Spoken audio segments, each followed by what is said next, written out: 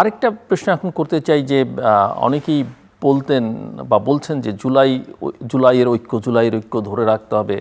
আবার জুলাইতে যারা একসঙ্গে ছিলেন তারা এখন মারামারি কাদা ছোড়াছুড়িতে ব্যস্ত। এটা কি বাস্তবতা, না এটা আসলে আরোপিত, না অন্য কিছু? শারাফেল, আমি যেটা মনে করি, এখন বিভিন্ন শিক্ষাঙ্গনে আমরা দেখছি যে এটা কন্ট্রোল করা মানে ইচ্ছে করলে করতে পারে। আপনি জানেন কয়েকদিন আগে জামাত ইসলামী একজন এমপি একটা অপ্রীতিকর ঘটনার কারণে তাকে কিন্তু দল থেকে বহিষ্কার করেছেন এবং সংসদকেও জানিয়ে দিয়েছেন। তাহলে এত বড় সিদ্ধান্ত যদি নিতে পারে, তাহলে এনসিপি তো জামাত ইসলামীর একটা পার্ট। এখন জামাত ইসলামীর একটা অংশ এনসিপি। এই যে নাসিরউদ্দিন পাটোয়ারি, আমরা বিগত দিনে খেয়াল করেছি, বিগত সরকারের আমলে মানে শরীরের সরকারের আমলে যে মন্ত্রী বা যে এমপি বা ধরেন যে সরকারের কোনো উপদেষ্টা বক্তব্যের শুরুতেই আমাদের তৎকালীন বিএনপির আপনারা জানেন ভারপ্রাপ্ত চেয়ারম্যান জনাব তারেক রহমানকে, মানে যে কোনো বক্তব্যই প্রথমে তারেক রহমানকে শুরু করে আজে বাজে বক্তব্য নিয়ে। ঠিক একই ধারাবাহিকতা দেখছি এখন নাসিরউদ্দিন পাটোয়ারির মধ্যে। ও যখনই মাইক হাতে পায়, মাইক হাতে পাওয়ার সঙ্গে সঙ্গেই আমাদের বর্তমান মাননীয় প্রধানমন্ত্রী জনাব তারেক রহমানকে নিয়ে আজে বাজে বক্তব্য দেয়। তাহলে জামাতের ইসলামী যে আমির ডক্টর শফিকুর রহমান, উনি সংসদে বলে আমরা সবাই মিলে এক থাকবো, দেশকে এগিয়ে নিয়ে যাবো।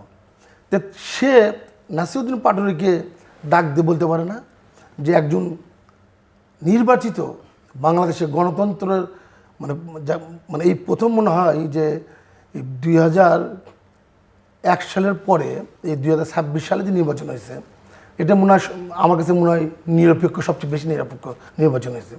এই নির্বাচনের মাধ্যমে বাংলাদেশের জনগণ দ্বারা নির্বাচিত সরকারের মাননীয় প্রধানমন্ত্রী জনাব তারেক রহমানকে নিয়ে যখন আজে বাজে বক্তব্য দেয়, তখন ডাক্তার শফিকুর রহমান এই নাসিরউদ্দিন পাটোয়ারিকে ডেকে কেন বলে না যে একজন নির্বাচিত প্রধানমন্ত্রীকে নিয়ে তুমি মাইক হাতে নিয়েই তুমি তার নামে আজে বাজে কথা বলা শুরু করো।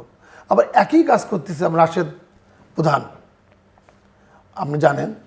তো এই জিনিসগুলো যদি আমি সংসদে বললাম যে আমি আপনি সবাই এক মিলে বাংলাদেশকে আমরা এগিয়ে নিয়ে যাব, কিন্তু বাইরে যে তার কার্যক্রম আলাদা, তাহলে যখন আমি দেখবো আমার নেতাকে নিয়ে কেউ কোনো বাজুক্তি করছে, একটা সময় তো আমি প্রতিবাদ করবই, এর স্বাভাবিক ঘটনা। একটা সময় তো প্রতিবাদ জানাবো আমি। তো একটা সময় প্রতিবাদ জানাতে যে একটু মিসআন্ডারস্ট্যান্ডিং বিভিন্ন জায়গায় চলছে বা হচ্ছে, এটার কারণে আমি মনে করি জামাতের আমির ডাক্তার শফিকুর রহমান একমাত্র দায়ী।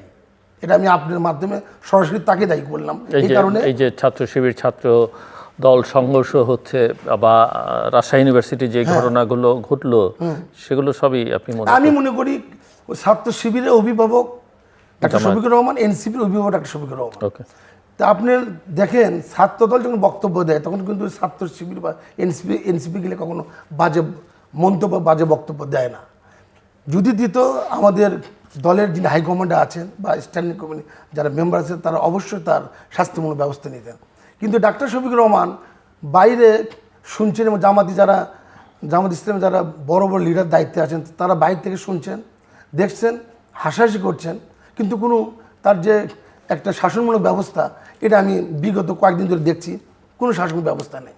কারণ আপনার জানা লাগবে যে একটা দেশ যুদ্ধর পরে যে বিধ্বস্ত অবস্থা থাকে, ওই রকম একটা অবস্থায় বাংলাদেশে মানে আল্লাহ পাকের এর একমত আল্লাহ পাকের রহমতই বলবো।